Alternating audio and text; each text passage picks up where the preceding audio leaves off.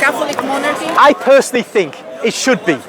I personally think that, and I think the Americans made a mistake, and of course King George made a mistake in driving them to this, in rejecting the monarchy. And I think it becomes obvious as time goes on that in rejecting that, they took on most of the British Constitution, but in rejecting monarchy, I think they made a big mistake. And I think many would realise that. But God is good. We must remember, He makes provision for all nations. And although many have lost their monarchies, they can come back to the Holy Faith.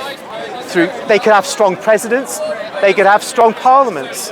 And so I don't worry too much, but we are blessed in this country that we have retained an ancient monarchy in all its changes. Although it's an Anglican. Yes, even though they got rid of the Stuart monarchy in 1689, still, and I would wish that King James II would have won and would have had his son become king, and so we'd have restored Catholic monarchy. But you know, hope's one thing, reality's another. But God owns the future, and so England will be Catholic again. I mean, that's prophesied anyway, as I was saying before. Is it? Yeah, I think by Our Lady at La Céleste in France in the 1830s.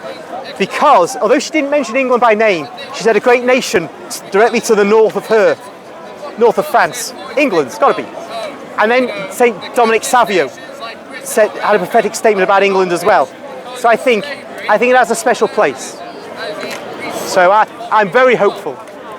But of course, all Europe must come back. It must. And those parties who are on the right in Europe, though, see, I don't think they're on the right like the Americans are. They're not just free market parties. Like Marine Le Pen, she talked about protecting French industry, not just having a free-for-all in the market, protecting French jobs, French workers. So that approach to me is the right approach. Now, I'm not saying that you can just say, oh, protect the nation from outside competition, or you can kind of like artificially raise wages.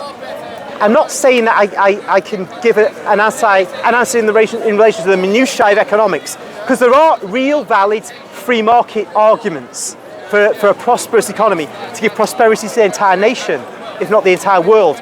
But I'm just saying that the European right, I think, is not as negligence of the needs of the poor.